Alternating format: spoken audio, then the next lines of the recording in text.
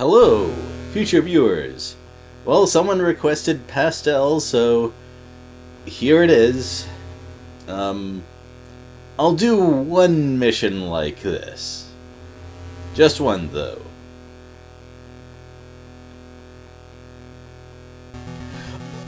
And speaking of the mission, okay, that is considerably less playing around between mission 8 and 9. I don't know what your chill meter has to be to do something like this, but it's pretty low, I guess? Also, that did not actually happen. It's just a picture of what will happen if the missile strike succeeds. Which, yeah, okay, I can't really argue with that. And they don't even give you any really tactical details or anything. It's just, nuclear missile, go stop it, the end. You start out flying, but I can't actually go out and chase them immediately because I have a jetpack on, and there's a couple of things that the English version doesn't tell you, which it probably should. One thing is, of course, 3 missiles instead of 1, but also the Japanese version tells you that you need to shoot them down with missiles instead of lasers, and that's pretty important. Kind of need to lock on, which means you have to use the more cumbersome way to launch up and chase them. And also, you need to get really close to them to get a good shot off, because they do swerve around a bit, and they are reasonably fast.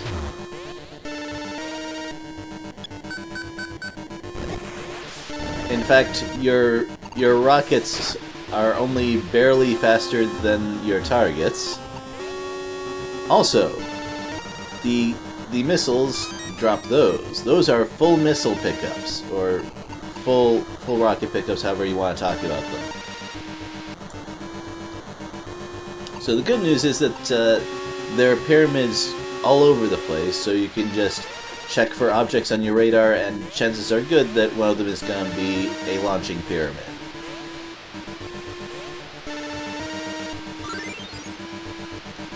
And I very highly recommend taking advantage of the full missile restock after destroying the second one, because you're going to need them very soon. Oh, hello, power block.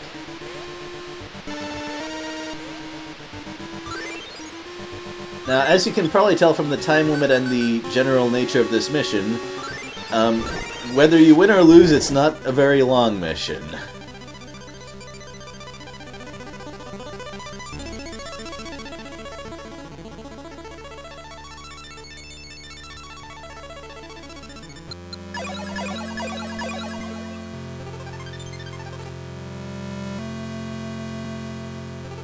And that's that. I promised one mission in pastel, and you got one. So let's switch back. Just give me a second.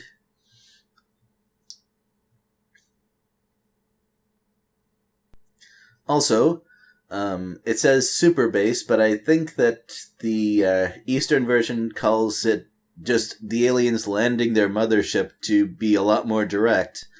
But it's a bigger risk for them, which makes a lot more sense about why this is the final mission. But for now, we'll just go with it. Also, the background music is much more serious for getting assigned the details and your goal in this mission. Yep, everything has gone even more serious than last mission. I know it's a meme, but this actually escalated quickly.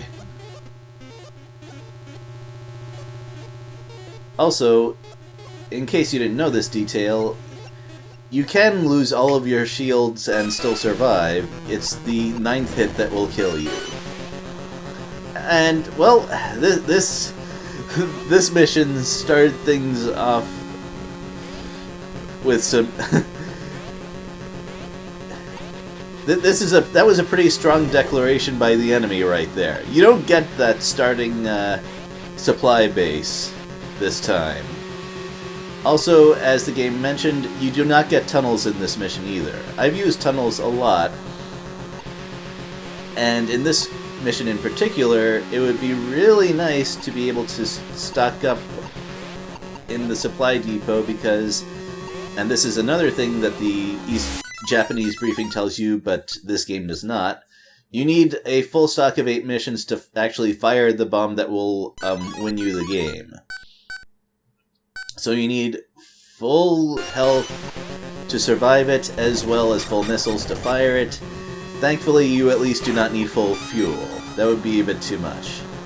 Also, since finishing the last mission required the lock-on item, it is impossible to start the final mission with the high EX item equipped, and, well, because there's 2 humanoid tanks running around, actually managing to dock up with a base is easier said than done. Thankfully, we've dealt with those problems. Now we have to find the base, and I believe its location is at least somewhat randomized. Oh, and it can be tempting to shoot down one of the humanoid tanks, but there's not a whole lot of time to do everything. Also, and here's something that might be helpful to know because you can't fully resupply, there's a bunch of mines near the enemy base or mothership or whatever you want to call it, and bases turn into enemies that drop missiles, so if you're missing 2 or 3, you can just grab the high EX and then try and find the base and restock your supply there. Also, there's some normal enemies that drop missiles. Now, that was a little bit odd.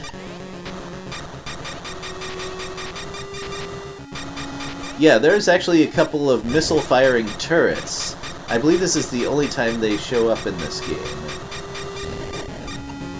Obviously, I want to get rid of those, however...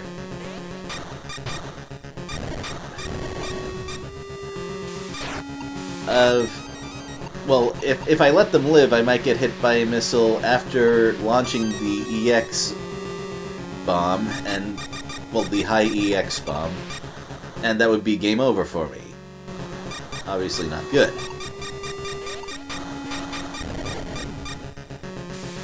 Also, I probably should have destroyed that enemy there.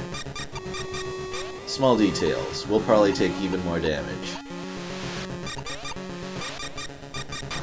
Okay, thankfully he did not. Still, 3 shields is a lot to recover on such a short time frame. But that's what the power cubes are for.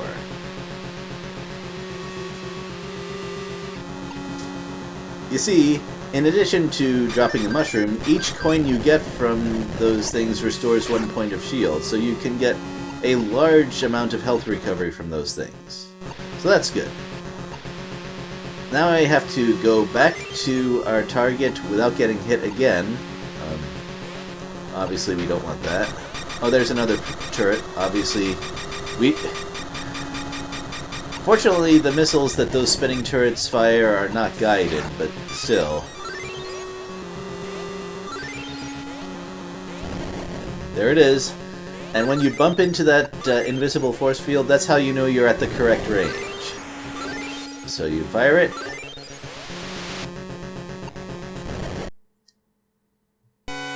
And yeah, people have tried to escape the blast radius after firing it. It's just so huge you just can't. But hey, it worked. We survived, and we won. Isn't Earth the worst vacation place right now?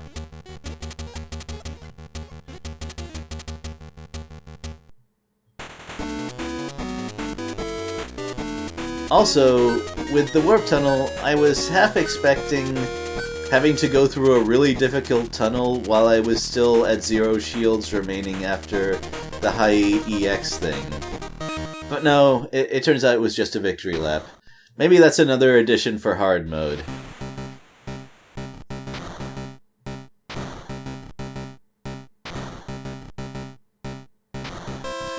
And we got a credit sequence. I think now that we've seen all this, it's time to talk a little bit more about the history of this game. Now, Argonaut is, as you may have surmised, not probably the name of a Japanese company, although you never know, they do like to use outside mythology. But in this case, I believe it's a British team. They kind of caught Nintendo's attention with a demo of some kind, and got picked up, and thanks to that we now have X, or Lunar Chase, if you prefer.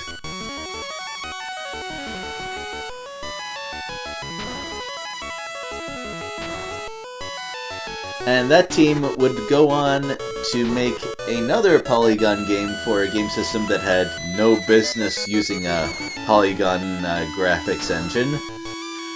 And that game was called Star Fox. Yep, that's why I think this game is such an interesting piece of gaming history. Say what you will of the later Star Fox games, but Star Fox 64 is amazing. I probably won't do videos about that game because everything about it is already so well known, but still, I am a fan.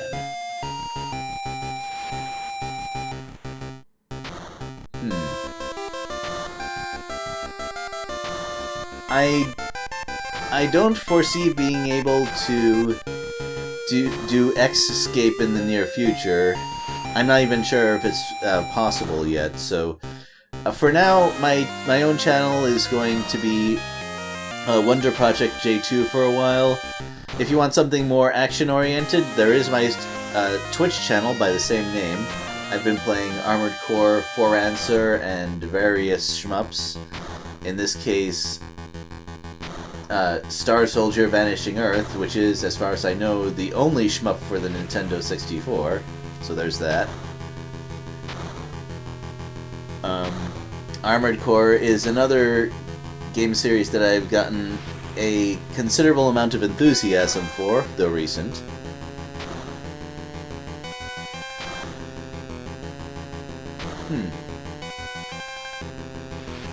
But yeah, congratulations to the devs for pulling this off.